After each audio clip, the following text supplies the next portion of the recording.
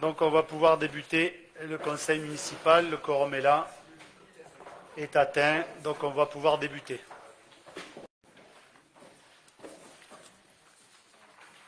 Allez, Éléonore pour l'appel. Alors, Marie-Josée Allen, absente, a donné pouvoir à Bruno Maury. Éléonore Barthes, présente. Bruno Berrigaray. Pierre Bertorello. Philippe Bory. Carlos Bico. Pascal Bousquet.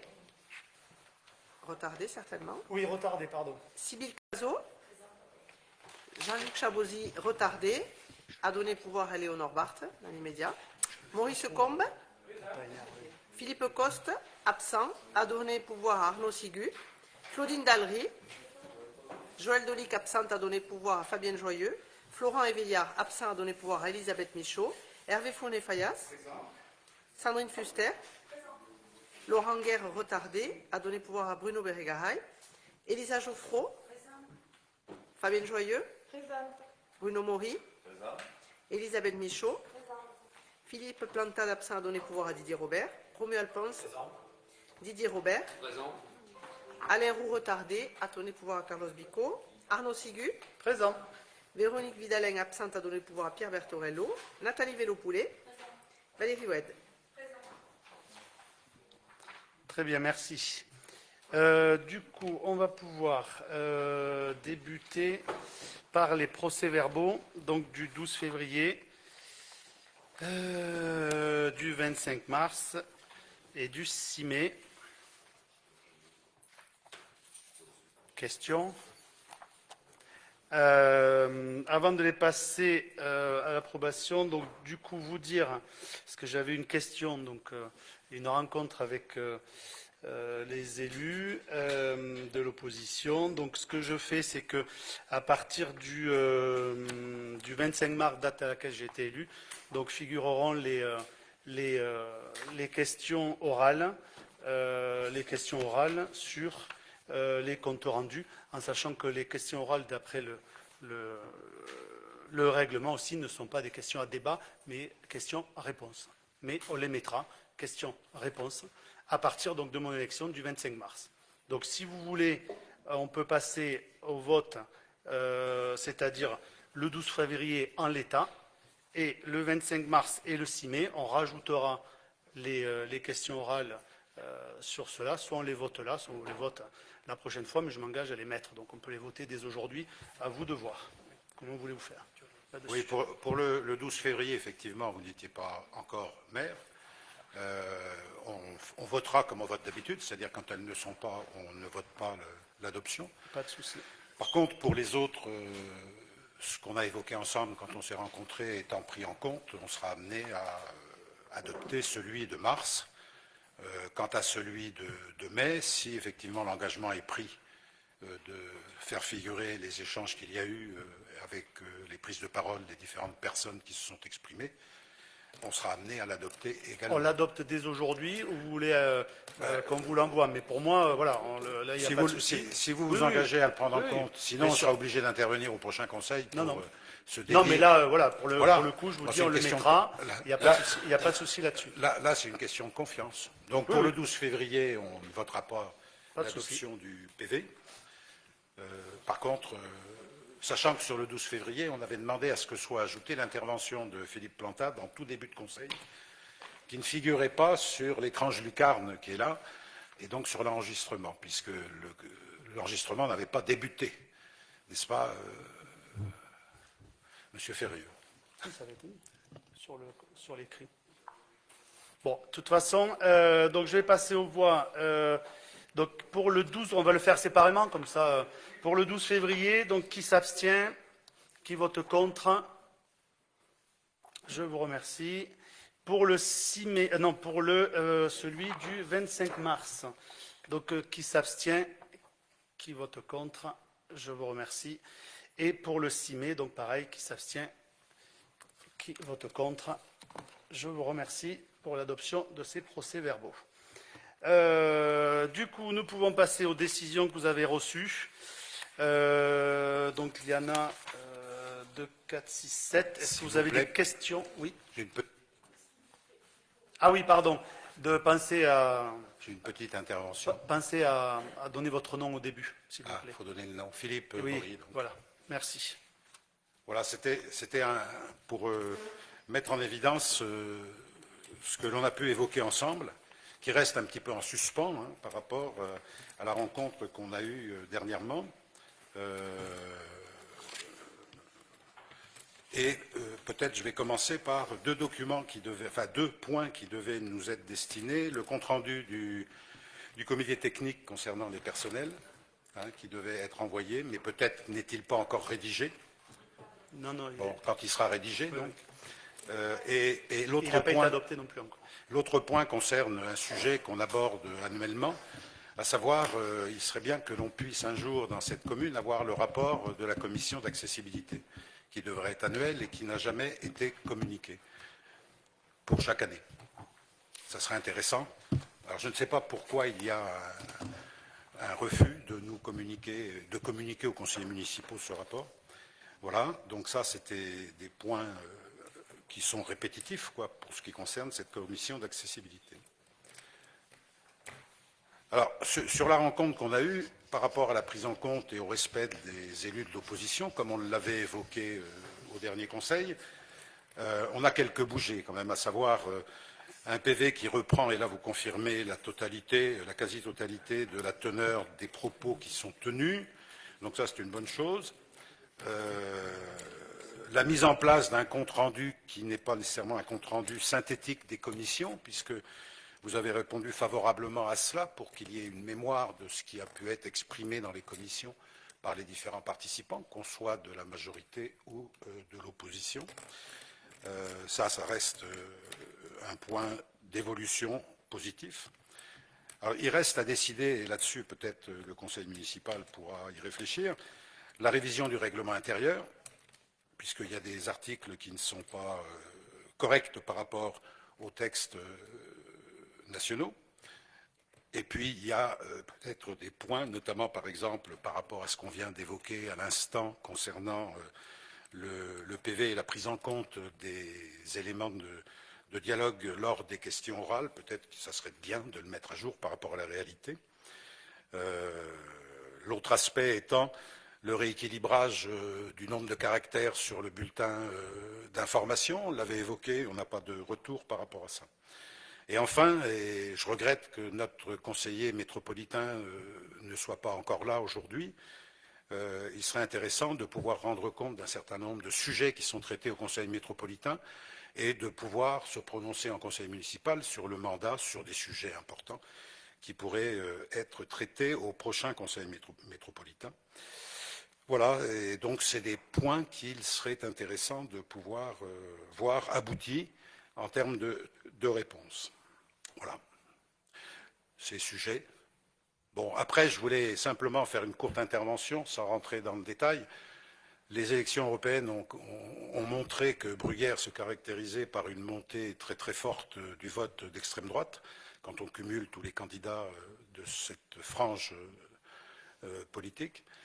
La dissolution que le président de la République a décidée de manière surprenante pour certains, moins surprenante pour d'autres, nous met dans une situation où on a des élections la semaine prochaine, avec un choix important et une possibilité de voir l'extrême droite prendre la main sur le gouvernement, ce qui nous, en tant qu'élus de l'opposition, attachés aux valeurs de gauche, nous interpelle fortement, et j'espère que d'autres qui sont, je dirais, sur le front républicain, comme cela a pu être dans l'histoire passée, pourront aussi faire en sorte de faire barrage au Rassemblement national, même si 40% des personnes ont pu exprimer un vote en la faveur de ces thèses qui ne sont pas quand même celles qui permettent de vivre ensemble en respectant l'ensemble des personnes qui vivent sur le territoire.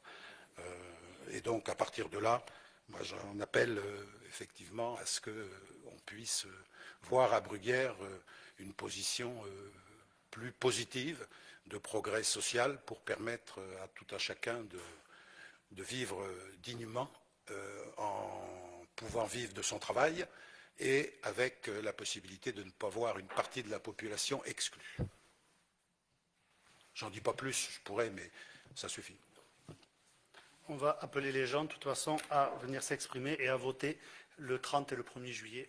Après, voilà, le 30 et le 7 juillet. Et le 7 juillet, c'est ça surtout qui est important. Des gens se sont battus pour le vote, le droit de vote. Et je pense qu'après, je ne fais pas de politique et je n'en ferai jamais. C'est un engagement citoyen qui me met ici. Mais voilà, chacun fera ce qu'il voudra. Mais surtout, non. Ah, non. Mais du coup, voilà, venez voter. Chacun, on a effectivement le bien vivre à Bruguière et qu'on continue à vivre ensemble, c'est bien l'essentiel. Et toutes les décisions que nous prenons, je pense ici, sont toujours dans le cadre d'amener du bon sens et on l'a dit encore, le fait de pouvoir vivre dans une commune, voilà, de vivre ensemble, quoi, tout simplement, sans parler d'extrême, quel qu'il soit. J'en étais donc aux décisions. Il y en a 7. Est-ce que vous avez des questions par rapport à ces décisions ou pas? Oui. Dites-moi. Vos esprits.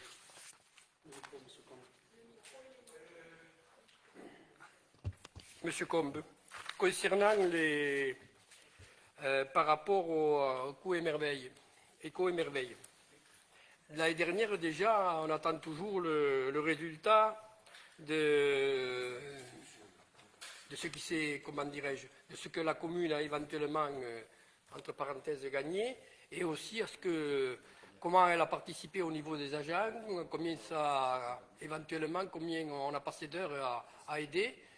Et c'est pareil pour cette année, parce qu'effectivement, on a des agents qui ont aidé quand même à plus ou moins à participer à la construction du Éco-Émerveille, que ce soit avant ou après.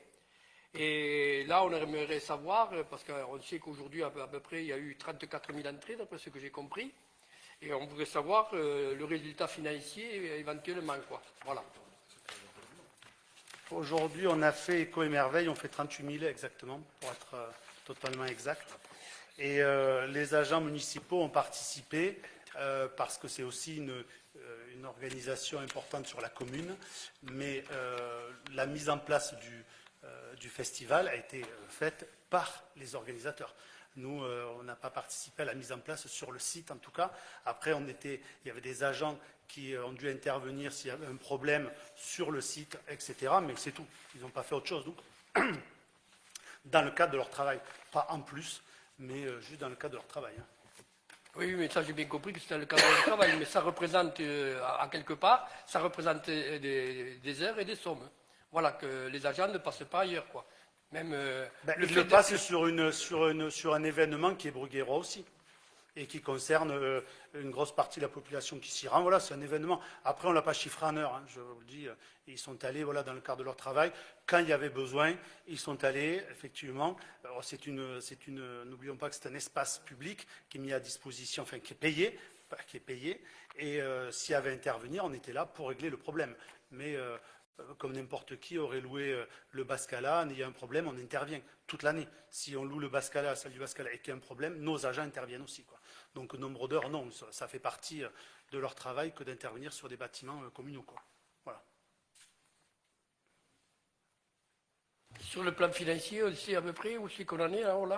Là, on doit faire le point avec eux, mais aujourd'hui, on passe la convention justement pour récupérer, comme vous l'avez vu, sur la convention, donc avec 1 euro par visiteur, etc.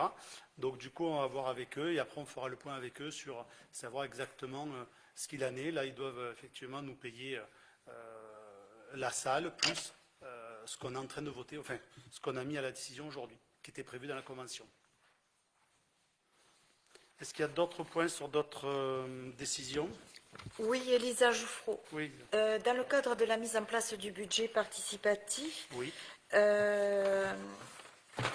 les dépenses sont de quelle nature? 4 164,50 €. Alors, vous l'avez juste au-dessus, c'est la mise en place, en fait, pour faire un budget participatif, pour qu'il soit optimisé, on va dire. On a dû, effectivement, mettre en place une plateforme participative. On a organisé certaines choses, on a mis en place une communication et et du coup, on demande une aide au conseil départemental qui pourrait atteindre 3 000 euros. C'est ça 3 000 euros pour justement la mise en place de tout ce que je vais vous dire, ce qui est dans la délibération. Voilà, c'était un projet CTG qui voit le jour, donc ça c'est bien.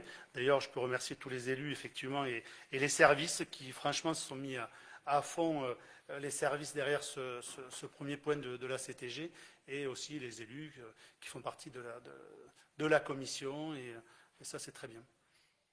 D'autres questions sur les décisions? La décision 13 qui concerne Pardon? l'occupation temporaire du domaine public.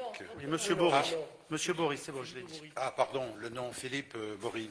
Donc sur la décision 13, quelle est la nature de l'activité? C'est une question purement d'information. Alors, c'est laquelle? Vous pouvez me donner le...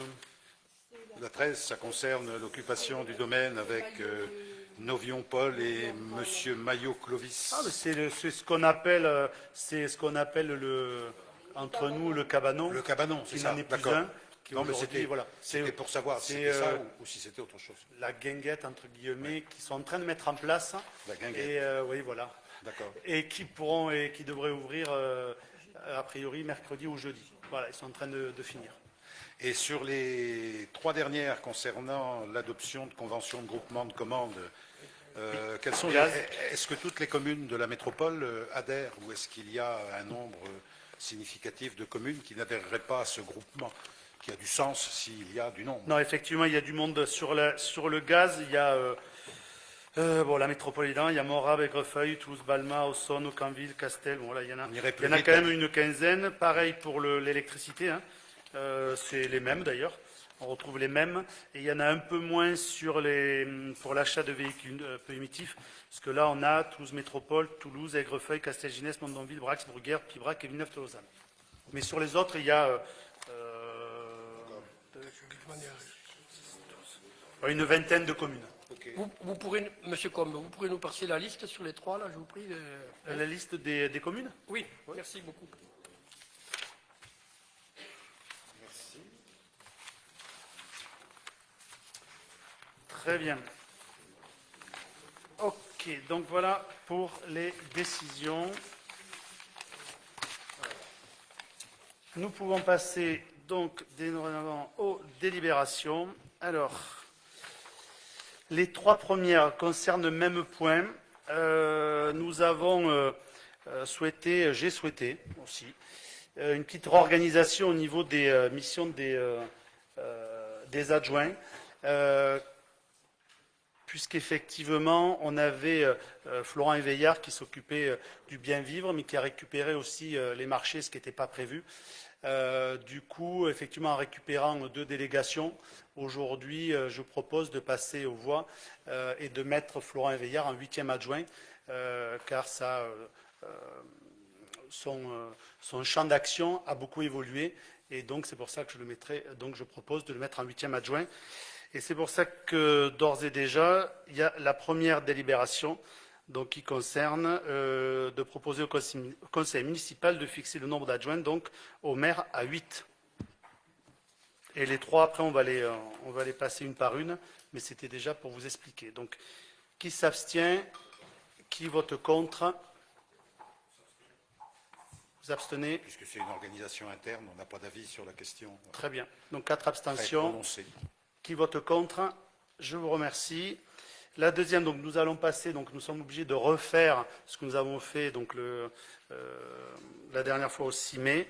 Donc vous allez effectivement, vous avez un petit papier devant vous avec la liste donc, que j'appelle Fabienne Joyeux et qui donc rassemble Florent Éveillard en plus sur cette liste. Donc je vous demanderai de noter, de voter et après on fera un tour de table pour ramasser Éléonore ou quelqu'un d'autre d'ailleurs. Parce que c'est Éléonore toujours qui fait ça, mais on va demander à Éléonore. Ah ben Éléonore a déjà le papier. Voilà, de remplir le papier qui est devant vous. Et si vous souhaitez, et vous votez pour Joyeux. Et si vous avez des procurations, pour ceux qui vous avez retenu les procurations, il faut en verser 2 dans le panier, s'il vous plaît. Pour ceux qui ont 2 procurations.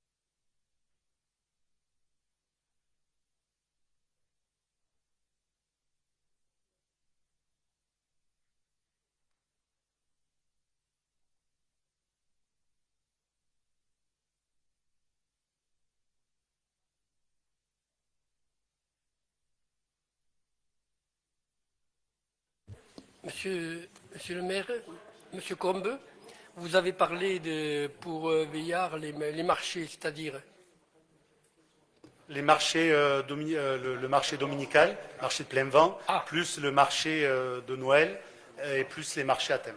Non, pas le marché, pas les marchés. Non, non, non. Pardon. Alors, 1, 2, 3, 4, 5, 6, 7, 8, 9, 10, 11, 12, 13, 14, 15, 16, 17, 18, 19, 20, 21, 22, 23, 24, 25, 26. Et le mien, d'ailleurs, j'ai pas mis le... Je pense, je parlais. Non, non, c'est le mien que j'ai. Et 27. Et 27.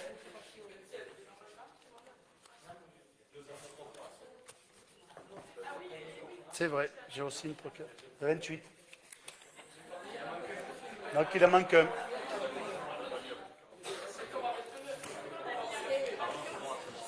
Ah. Non, non, c'est bon, ça y est. C'est monsieur M. Pour pas le citer.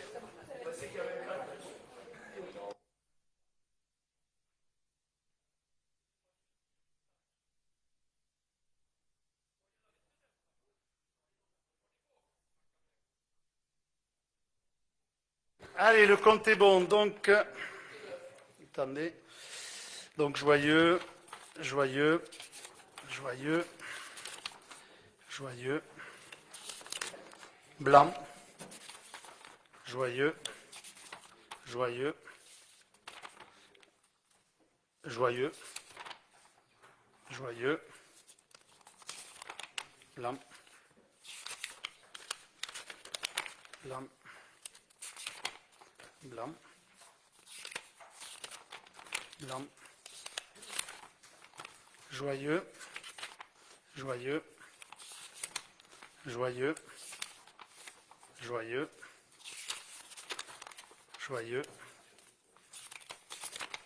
joyeux, joyeux, joyeux, joyeux, joyeux, joyeux, joyeux, joyeux, joyeux, joyeux et joyeux. Donc nous avons 5 blancs et le reste ça vient joyeux. Hop, hop, voilà. Donc, hop, tiens.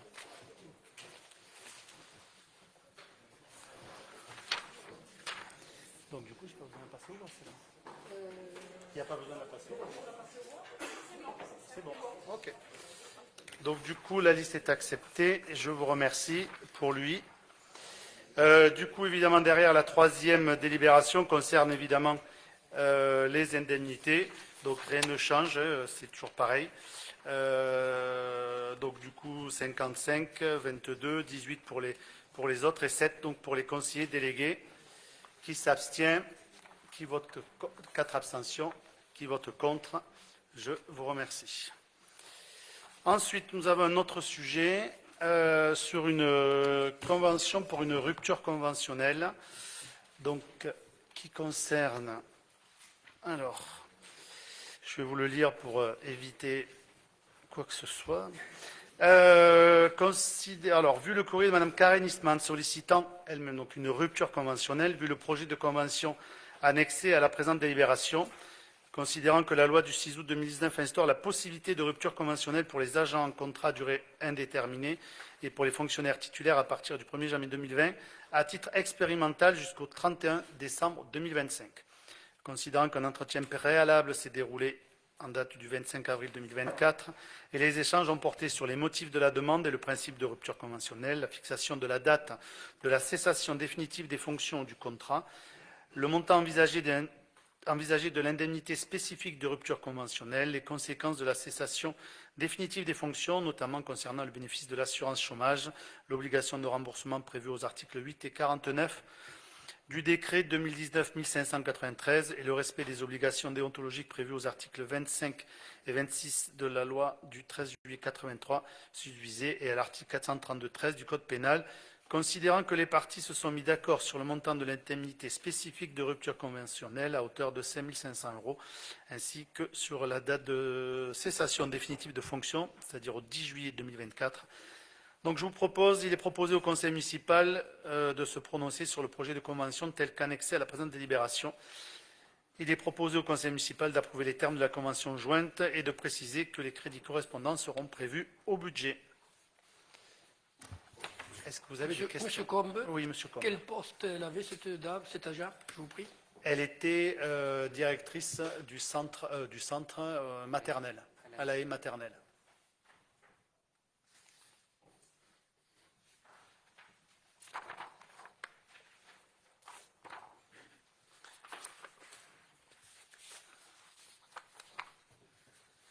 Est-ce que vous avez des questions? Je passe aux voix. Qui s'abstient? Qui est contre? Je vous remercie. Donc toujours dans la même lignée, c'est là cette fois-ci l'indemnité de congé annuel non pris dans le cadre d'une cessation définitive de fonction. Considérant que alors je vais vous le lire aussi, considérant que vu les jurisprudences administratives, notamment celle du Conseil d'État faisant application des jurisprudences européennes, considérant que les dispositions réglementaires prévoient que les fonctionnaires ne peuvent prétendre au versement d'une indemnité compensatrice de congé annuel non pris, néanmoins la jurisprudence de la Cour de justice de l'Union européenne et le juge administratif français considèrent que les congés annuels non pris en raison d'arrêt pour maladie doivent être indemnisés lors d'une cessation de relation de travail. Considérant la demande de Mme Karen Isman de bénéficier d'une rupture conventionnelle dans le cadre de l'expérimentation de ce dispositif pour les fonctionnaires titulaires jusqu'au 31 décembre 2025, le droit à l'indemnisation s'exerce dans les limites suivantes qui ont été rappelées récemment par le Conseil d'État le 22 juin 2022, numéro 44-3053. L'indemnisation maximale est fixée à 20 jours maximum par année civile pour 5 jours de travail par semaine. L'indemnisation se fait selon une période de report limitée à 15 mois après le terme de l'année en cours, au cours de laquelle les congés ont été générés, considérant que l'indemnité ne peut être inférieure au montant de la rémunération que l'agent aurait normalement perçue s'il avait réellement bénéficié de ses congés annuels.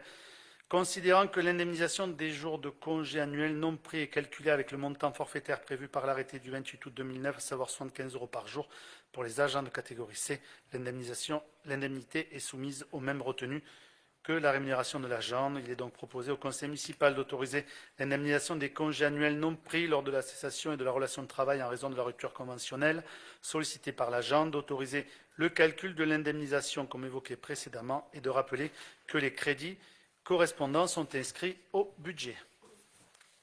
C'était aussi à sa demande. Monsieur Combe, en tant que directrice, elle était en catégorie C? Oui.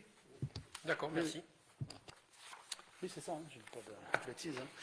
Donc, qui s'abstient, qui vote contre? Je vous remercie. Nous allons passer délibération suivante sur la TLPE, donc avec Fabienne.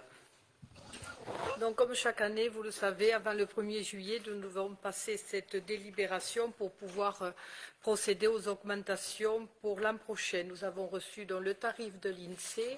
Cette année, l'augmentation pour 2025 sera de 4,8%, sachant que l'an dernier, c'était une augmentation de 6%.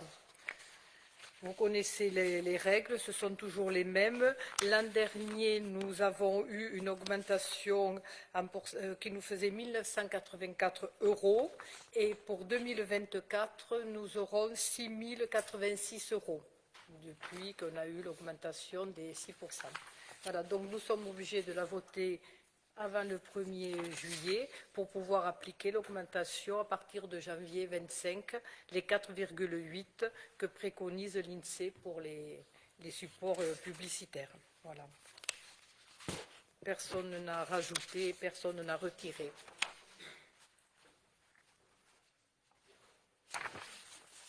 Vous avez des questions sur cette... Merci. Alors, qui s'abstient? Qui vote contre? Je vous remercie. Mise à jour des tarifs d'occupation de domaine public. Fabienne Joyeux. Alors également, ça concerne donc ce que nous disions tout à l'heure, le cabanon sur la base de loisirs. Nous faisons une légère modification. Nous souhaitons mettre encore ce tarif d'occupation du domaine public à jour. Concernant, c'est la zone numéro 2 dans laquelle était inscrite le cabanon. Nous avons fait deux choses. Sur l'activité commerciale, sur domaine public, exploitation, base de loisirs, nous étions sur le tarif à 15 €. Nous avons passé le tarif à 16 €. Et nous avions ce que nous appelons les fluides, l'eau et l'électricité. Nous étions à 2 € et nous avons passé le tarif à 4 €. Nous en avons profité également pour faire un petit toilettage sur cette zone-là, le domaine public. Nous avions inscrit précédemment une dégressivité de 5%. En réalité, personne n'utilise cette dégressivité. Ça alourdissait un petit peu nos tarifs. Nous avons fait du toilettage et nous avons enlevé ces phrases-là. Voilà, nous avons simplifié nos tarifs. Des questions? Ok. Qui s'abstient? Donc je passe au vote. Qui s'abstient? Qui vote contre? Je vous remercie. Nous passons cette fois-ci à l'approbation pour l'adhésion à la centrale de référencement AGAP Pro. Il s'agit en fait de, je vais vous le lire, considérant que ces structures permettent la réalisation d'économies d'échelle et la baisse des coûts de gestion liés à la prise en charge des procédures, considérant la volonté de la commune de Bruguière d'adhérer à l'une d'entre elles, qui s'appelle donc AGAP Pro, considérant que la centrale de référencement AGAP Pro est une centrale de référencement de produits alimentaires et non alimentaires au service des structures de restauration collective, considérant la volonté d'adhérer à cette centrale pour l'acquisition des denrées alimentaires et non alimentaires de la cantine scolaire de la commune qui fournit les repas pour la crèche et les 2 restaurants scolaires. Considérant aussi que l'adhésion à cette plateforme de référencement est gratuite, il est proposé à l'Assemblée délibérante d'adhérer à la plateforme de référencement AGAP Pro et d'autoriser Monsieur le maire à signer tout document nécessaire à l'exécution de la présente délibération. Est-ce que vous avez des questions? Claudine Dallery, je voudrais savoir si les produits que propose cette centrale sont bio, enfin s'ils sont de bonne qualité. Oui, de toute façon, ils sont comme les produits qu'on achète, ils sont obligés d'obéir à certaines normes obligatoirement. Hein. Ça, c'est certain. Je vous invite à aller, je suis allé faire un tour du coup il y a quelque temps sur le site de AGAP Pro et dessus vous retrouvez effectivement, ils ont plus de. Enfin, c'est un professionnel ils ont 30 ans d'expérience. D'accord. Ils sont partenaires de l'association justement Bleu Blanc Cœur qui participe avec nous souvent on fait plusieurs repas quelques repas par an justement qui met en valeur les exploitants, les producteurs. Donc ils en font partie et voilà, c'est quand même 27 000 partenaires, enfin 27 000 clients. Donc bon. J'imagine. Voilà. Oui. Est-ce que ce sont des producteurs locaux, enfin. Après, ça sera effectivement à nous, quand on va chercher, on va passer le contrat avec eux. Après, à nous aller chercher effectivement et à faire ça avec eux, en lien, enfin avec eux, pour recruter des produits, pour prendre des produits plutôt locaux. Voilà. Après, c'est des marchés, c'est des appels d'offres. Enfin, on va passer par eux, donc après, c'est eux qui négocient les prix pour nous. Donc bon, en tout cas, on va y gagner en formalité qu'on n'aura plus à faire. Donc déjà, ça c'est pas mal.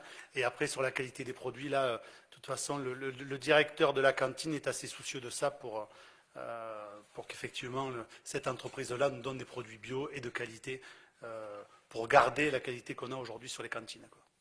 Je vous remercie.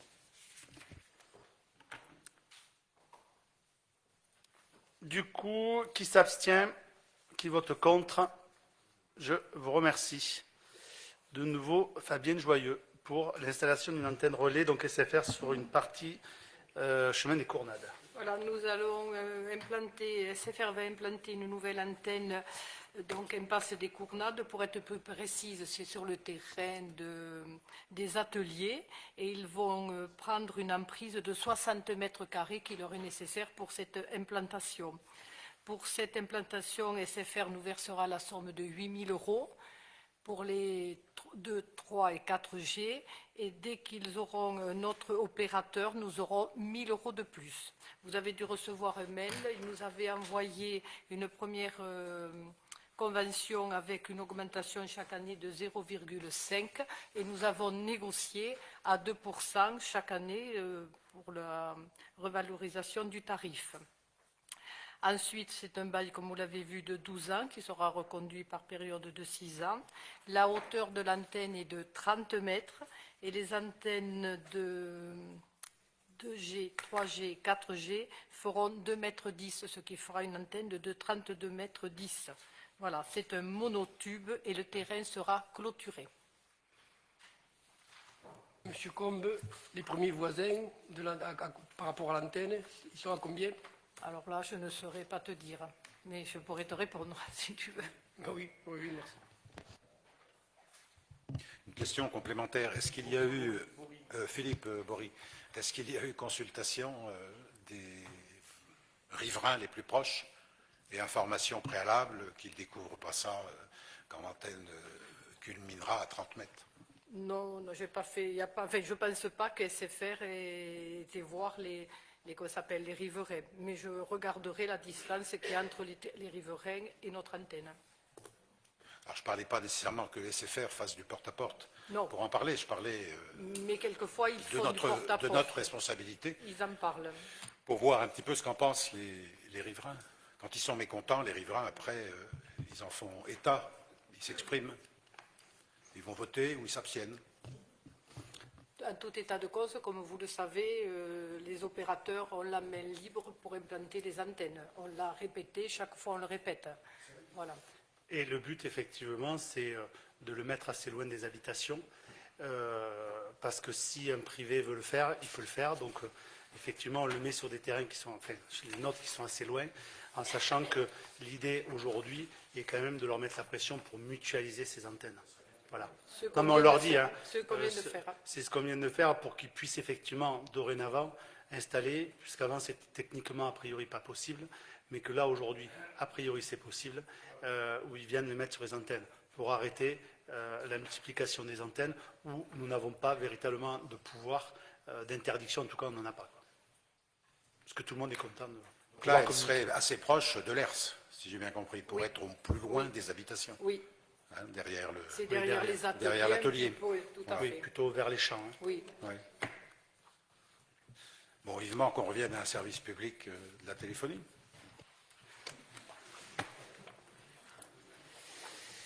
On peut passer aux voix. Donc, qui s'abstient? Qui vote contre?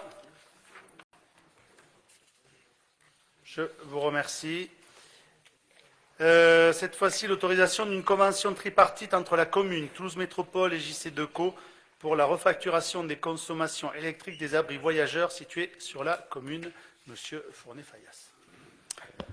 Donc, je vais vous la lire. Vu le Code général des collectivités territoriales, vu la délibération du Conseil métropolitain de Toulouse Métropole en date du 22 juin, autorisant la signature du contrat de concession de services pour la mise à disposition, l'entretien, la maintenance et l'exploitation des abris voyageurs avec la société JC Decaux France, société désignée attributaire au terme de la procédure de mise en concurrence, vu le projet de convention tel qu'annexé à la présente délibération, considérant que la société JC Decaux France a constitué une société dédiée qui s'appelle SAVTM pour Société d'abris voyageurs de Toulouse Métropole. Je ne sais plus où j'en suis. Considérant l'exécution du dit contrat, la société d'abris voyageurs donc, de Toulouse Métropole, considérant que les abris voyageurs sont pour la plupart raccordés au réseau électrique des communes et donc qu'une refacturation au gestionnaire est nécessaire, considérant que pour ce faire, une convention doit être signée entre les trois parties pour permettre cette refacturation. Il est donc proposé d'autoriser Monsieur le maire à signer la convention. Il est proposé au conseil municipal d'autoriser la signature de la convention telle qu'annexée et tous les documents nécessaires à l'exécution de la présente délibération. Est-ce que vous avez des questions? Non. Donc, Philippe Bory, financièrement, ça donne quoi? Pour l'instant, il n'y a pas assez d'inventaires qui ont été faits, puisque c'est tout récent, de la part de JC Decaux pour avoir une idée financière. On en saura un peu plus tard, donc. très bien. Qui s'abstient? Qui vote contre? Je vous remercie. Et Monsieur Bicot, donc pour l'adoption des tarifs pour les mini-séjours jeunesse-été 2024. Alors, Carlos Vico, donc moi je vais vous parler de vacances.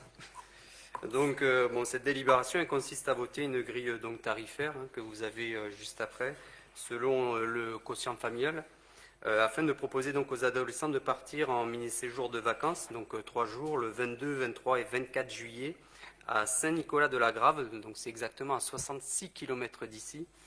Voilà, donc vous avez la grille tarifaire qu'on a vue en commission.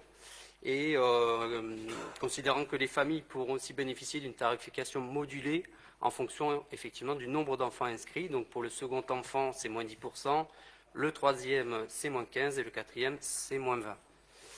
Voilà, donc il vous est proposé donc d'approuver les tarifs tels que proposés ci-dessus.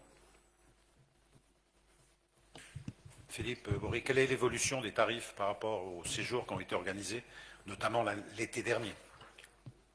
Alors, comparant quel tarif? Parce que l'été dernier, on a fait la mer, on a fait...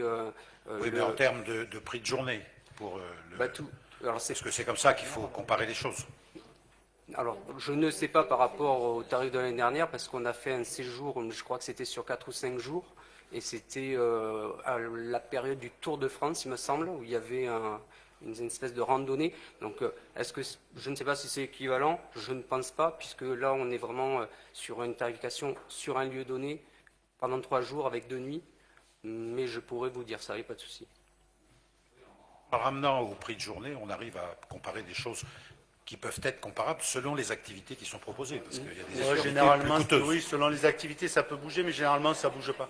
Ça, c'est des choses Voilà, qui ça bougent dépend pas. des activités, effectivement. S'il y a, bon, en l'occurrence, là, c'est assez simple comme activité, c'est dans la nature.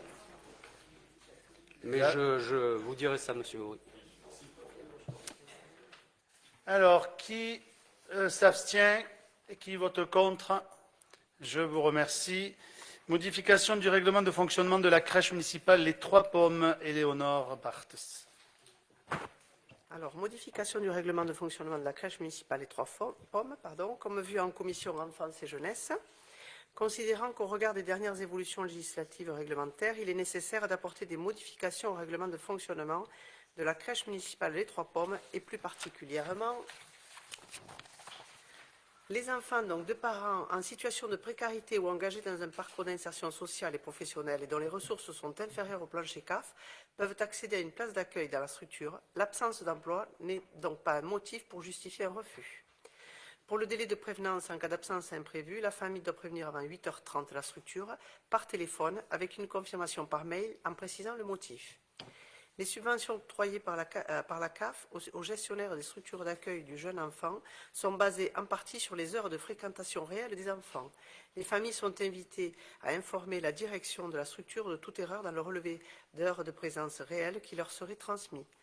Un manuel de procédure est mis en place pour sécuriser la remontée des données d'activité et financière. La crèche des Trois Pommes pratique un arrondi à la demi-heure cadran. Il convient donc de proposer des contrats d'accueil à calibrer par tranche de demi-heure cadran, par exemple 8h30, 18h, 9h, 18h30, etc. En cas d'oubli de pointage ou de défaillance de la badgeuse, les horaires retranscrits dans le logiciel Petite Enfance et pris en compte pour la facturation seront ceux notés par les familles sur la feuille d'émargement hebdomadaire, heure d'arrivée, de départ et signature. Cette feuille est conservée par l'établissement pour justification auprès de la CAF. En cas de non-respect du présent règlement de fonctionnement, un premier courrier de rappel au règlement est adressé aux familles. En cas d'inobservance du rappel au règlement, un second courrier signifiant la fin du contrat d'accueil sera adressé dans les conditions suivantes. Si l'enfant est absent sans justification pendant plus de 8 jours, si le comportement de la famille nuit au bon fonctionnement de l'établissement, si la famille ne respecte pas les horaires du contrat, ouverture et fermeture de l'établissement, si l'établissement ne peut plus assurer la sécurité de l'enfant, PAI non signé ou non renouvelé, si la famille de l'enfant déménage hors Bruguière en cours de contrat, dans ce cas, le départ devra se faire au plus tard à la date de la fermeture d'été de l'établissement qui suit le déménagement. Il est proposé au conseil municipal d'approuver le règlement de fonctionnement avec les modifications présentées ci-dessus, d'autoriser monsieur le maire à signer tout document permettant l'exécution de la présente. Merci. Des questions? Allez-y, allez-y. Monsieur Bory. Une petite remarque sur Monsieur Bory, oui, toujours. On va reconnaître ma voix et il doit reconnaître ma voix. Non, mais je l'ai précisé. Eh ben, il va la connaître maintenant. Bien. Oui, c'était par rapport à l'inobservance du rappel au règlement. L'idée d'un premier courrier, d'un second courrier, moi, c'était la dimension humaine qui me paraissait importante, c'était de pouvoir recevoir en mairie cette famille mettant en avant l'intérêt de l'enfant, que les familles, peut-être, n'ont pas nécessairement en tête en premier lieu. L'accueil en crèche permet à l'enfant de s'épanouir, de grandir, et donc, avant une exclusion définitive, il paraîtrait assez intéressant d'avoir une possibilité de convoquer la famille en mairie pour pouvoir en savoir un peu plus, ce qui permettrait de proposer des aides éventuelles à cette famille défaillante. Alors, Monsieur Bory, Carlos Bico, donc non, c'est juste pour vous répondre. Effectivement, c'est une démarche qui est déjà effectuée par Madame Martinez, effectivement, dans le cadre de personnes en difficulté et qui, effectivement, sont aidées par nos services. La question par rapport au règlement intérieur, puisqu'on est en train de le réécrire, c'est est-ce qu'on le fait figurer ou pas? Le fait de recevoir les personnes ou de convoquer les personnes en mairie. Ça serait pas inutile. Bon, maintenant. Alors, c'est Carlos Bico. Je comprends, mais simplement la délibération, là, c'est une demande de la CAF pour réactualiser ce règlement intérieur sur cette partie-là. Donc, on se réfère au texte de la CAF. Voilà. Après, effectivement, humainement, on a quand même un service qui s'occupe des démarches auprès des parents en difficulté. La CAF ne serait pas opposée à une ligne mettant en évidence cette dimension de rencontre comme étant un cadre qui permet aux parents qui signent le règlement intérieur de savoir à quoi s'attendre si effectivement il y a quelque chose. En cas de situation particulièrement préoccupante ou grave, c'est quand même un élément important de pouvoir recevoir. Alors la directrice, c'est son rôle, hein, bien évidemment, mais ça peut être aussi à l'échelle de la commune, donc un représentant, le maire, pour ne parler que de lui, qui peut aussi à un moment donné faire jouer une certaine autorité. Monsieur Bory, Elisabeth Michaud, si je peux me permettre, toutes personnes qui présentent des difficultés sur la commune, quelles qu'elles soient, sont systématiquement reçues au CCS. Donc voilà, ça rentre en compte de ce que vous disiez. Même si c'est pas, effectivement, même si c'est pas sur le règlement, de toute façon, ces familles-là seront identifiées et tout de suite sont prises en charge par le CCS. Là-dessus, il n'y a pas de souci. Je passe aux voix. Qui s'abstient, qui vote contre. Je vous remercie. Dernière délibération, donc avec Monsieur Robert sur le SDEG, en absence de Monsieur Coste. Voilà. Qui on passe? On y va. Vu la demande de la commune en date du 16 avril 2024 concernant la rénovation de l'éclairage public de la piste cyclable impasse de Toulouse, zone Le Tavernier, le SDEG a réalisé l'avant-projet sommaire suivant. Je vous passe le 1 AT 293. Alors, c'est la dépose de 20 mâts existants issus du poste 18 Tavernier. Fourniture et pose d'ensemble d'éclairage public composé chacun d'un mât cylindro-conique d'une hauteur de 4 mètres supportant une lanterne routière équipée de lampes LED 17 watts avec abaissement de puissance. Construction d'un réseau aérien ou souterrain d'éclairage environ 450 mètres. Cette opération a été conçue en vue d'installer un éclairage public respectueux de l'environnement et de la biodiversité, conciliant économie d'énergie, maîtrise de dépenses publiques et réduction de la pollution lumineuse. Compte tenu des règlements applicables aux SDEG, la part restant à la charge de la commune se calculerait comme suit. TVA 8 423, part du SDEG 21 395, part restant à la charge de la commune 23 788. C'était un total de 53 606. Avant de planifier les travaux, le SDEC demande à la commune de s'engager sur sa participation financière, ce projet nécessitant la création d'un nouveau point de comptage. Un contrat de fourniture d'électricité sera conclu par la commune qui se chargera de la mise en service du raccordement en question. Il est proposé au conseil municipal d'approuver l'avant-projet sommaire, décide de couvrir la part restant à la charge de la commune par le biais de fonds de concours, de verser une subvention d'équipement autre groupement au SDEG pour les travaux éligibles, en un versement unique à l'article 204-158 de la section d'investissement. Monsieur Combe, je vois que les lampadaires vont être à 4 mètres de haut. Je pense qu'on a dû, pour les placer, éventuellement tenir compte de la hauteur des camions et des poids lourds. Parce que certaines dépassent les 4 mètres. C'est du piéton, hein. C'est sur des bases piétonnes. Les camions, ils y vont pas, là. Et puis, il faut savoir aussi qu'avec ce système, tu as aussi la puissance que ça met sur le côté au point de vue éclairage. Donc, ça te permet de toucher la route et les piétons. Bon, après, on a affaire à des gens sérieux, quand même. Ils en font suffisamment pour pas se tromper. Oui, ça passe sur piétonnier. Donc là, il n'y a pas de camion. Je dis ça parce qu'à ces... Monsieur Combe, Non, je ça dis peut ça arriver. parce qu'à ces sauveurs, malheureusement, il y en a 3-4 lampadaires, ils sont par terre, quoi. Ah ben, c'est sûr que Si les camions roulent sur le passage sur les piétonniers, là, j'ai peur. C'est embêtant, quoi. Non, mais on va il y a un plan, mais en annexe, vous avez le plan, hein, où ils sont situés, et vous verrez que là, il n'y a aucun risque de ce côté-là. Qui s'abstient? Qui vote contre? Je vous remercie. Les délibérations sont terminées. Donc, nous passons donc aux questions orales de l'opposition. Donc, nous en avons 7. Tout d'abord sur le PLUH, donc le bilan de la concertation et arrêt du projet. Donc, je vous lis la question. Les délibérations DEL 240317 et DEL 240319 relatives au PLUH ont fait l'objet d'un vote lors du Conseil métropolitain du 20 juin 2024.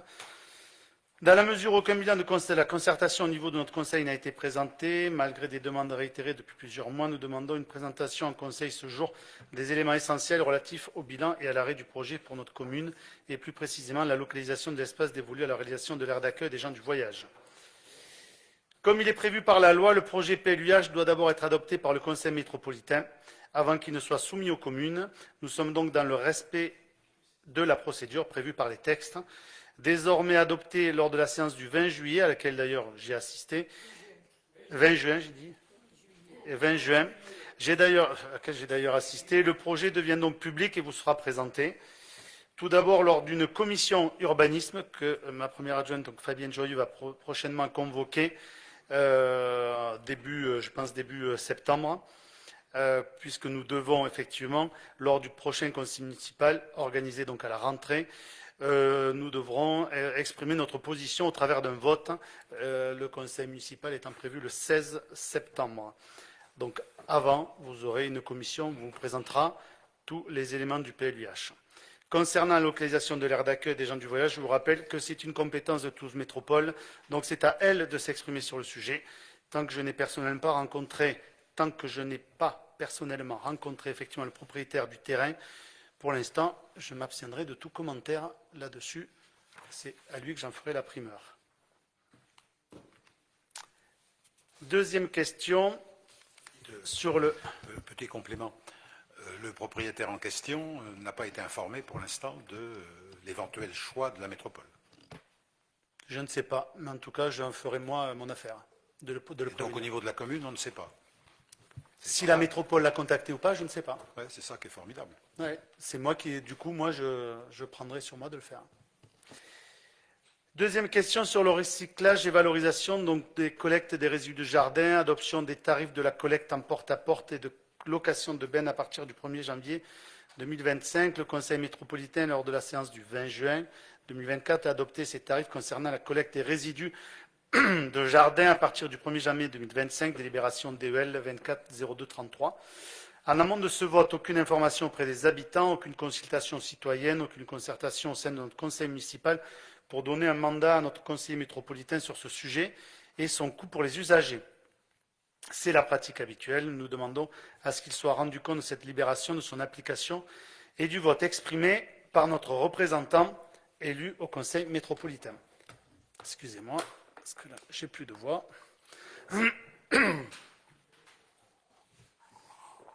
Alors, cette délibération donc s'inscrit dans le cadre de la mise en œuvre de la loi AGEC anti-gaspillage pour une économie circulaire qui impose de réduire drastiquement notre production de déchets. Nous devons atteindre l'objectif de 400 kg de déchets par an, tout type de déchets et par habitant. Et aujourd'hui, nous sommes à 420 kg. La métropole a souhaité effectivement faire une harmonisation sur l'ensemble du territoire métropolitain, puisqu'à ce jour, certaines communes comme Bruguière ou Balma bénéficient de ce service et d'autres non, comme Saint-Jory. Effectivement, cette réforme prévoit notamment la fin de la collecte en porte-à-porte gratuite de déchets verts au 1er janvier 2025. Et il sera effectivement possible de s'inscrire à ce service qui deviendra payant par 120 € par an pour 24 collectes annuelles, soit 2 par mois. Néanmoins, Toulouse Métropole met en place de nombreux nouveaux services gratuits dès le 1er juillet, donc dans 15 jours, à savoir donc le prêt de broyeur grâce à un partenariat avec une enseigne, disponible notamment pour nous sur Fenouillet, du broyage à domicile sur rendez-vous dans la limite de 2 fois par an et par foyer, des opérations de broyage sur l'espace public dans toutes les communes selon un calendrier qui sera établi et communiqué en amont, la mise à disposition gratuite de composteurs dans la limite d'1 par foyer, des formations aussi gratuites pour apprendre justement à limiter les déchets verts et les valoriser. Et dès le 1er juillet, Toulouse Métropole va largement communiquer. Évidemment, on s'en fera le relais pour expliquer au mieux ce qui nous attend à partir du 1er juillet 24 et surtout du 1er janvier 25.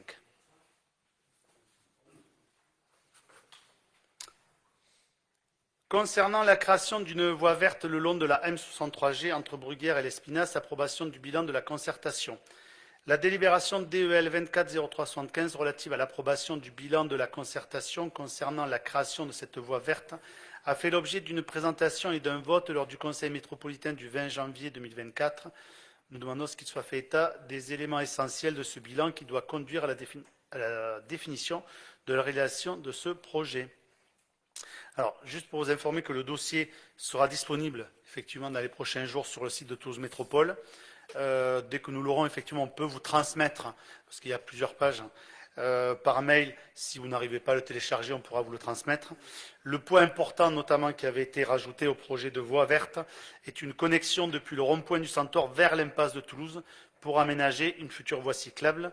Et les travaux sont prévus pour l'année 2025 et la livraison pour la fin de la même année. Voilà pour la voie verte de la M63G. Une petite remarque sur ces trois, Philippe Bory, une petite remarque sur ces trois questions. Il est dommage qu'on ne puisse pas avoir le témoignage de notre conseiller élu à la métropole. Je ne peux que le regretter puisque... J'avance un peu sur les questions, mais effectivement, aujourd'hui, il y avait, puisque ça concerne la 7e question, il y avait une réunion du syndicat de l'ERS. Voilà pourquoi notre conseiller métropolitain n'est pas là aujourd'hui. J'allais vous le dire sur la dernière question, j'anticipe un peu. Arrosage des espaces verts et des plantations, avec la rareté de l'eau annoncée, qu'en est-il de l'usage de l'eau d'arrosage des espaces verts et des plantations fleuries, quelle source, quelle fréquence, etc. Donc effectivement, nos services techniques, et je tiens à les remercier pour leur travail, modifient progressivement les végétaux déjà plantés dans l'espace public pour privilégier les espèces moins consommatrices en eau. Ensuite, il n'y a que très peu d'espaces verts qui sont arrosés, aucune pelouse, seulement quelques plantations sur les premières années, notamment au rond-point de l'entrée de ville, côté Gamouna. Les stades du complexe sportif sont arrosés, mais via des puits. Les mobiliers de fleurissement, jardinières, colonnes fleuries sont arrosés 2 fois par semaine, selon la météo, évidemment, et avec l'eau de ville.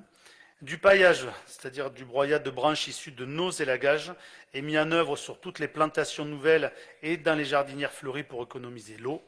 Un rétenteur d'eau a été incorporé dans les jardinières fleuries afin d'économiser là aussi la ressource de l'eau. Vous voyez, on fait pas mal de choses. Un projet d'installation d'une cuve de récupération des eaux de pluie, 10 000 litres, au centre technique municipal est budgété pour 2025 afin de pouvoir arroser les plantations et autres usages si besoin. Et effectivement, de toute façon, nous respecterons les arrêtés préfectoraux qui interviendront cet été s'ils doivent intervenir. Monsieur Combe, vous venez de dire là qu'éventuellement, avec de l'eau de ville, l'arrosage des plantations dans les bacs. Pour l'instant, sont arrosés 2 fois par semaine selon la météo avec de l'eau de ville. Oui, là oui. C'est pour ça qu'on économise. On essaie au mieux de récupérer l'eau de pluie, d'utiliser des puits. Voilà. Enfin, voilà. Mais là, on ne peut pas faire autrement. On ne peut pas tout faire. Local pour l'association de chasse. L'association de chasse de Bruguière, qui assure notamment les battues visant à réduire le nombre de sangliers, demande depuis plusieurs années la mise à disposition d'un local dans notre commune. Quelle réponse le conseil municipal est-il en capacité de donner à cette demande? Alors, c'est une demande qui n'est pas nouvelle, puisque le bureau de l'association de chasse a été reçu plusieurs fois par la première adjointe, donc Fabienne Joyeux, et le service urbanisme. Plusieurs terrains ont été passés en revue, mais aucun aujourd'hui ne correspond aux exigences réglementaires du PLU, et notamment de présence de réseaux d'eau et d'assainissement à proximité. Donc nous demeurons sans solution par rapport au foncier pour l'instant, et cela a bien été expliqué au bureau de chasse, qui, voilà, pour l'instant, on n'a pas de terrain.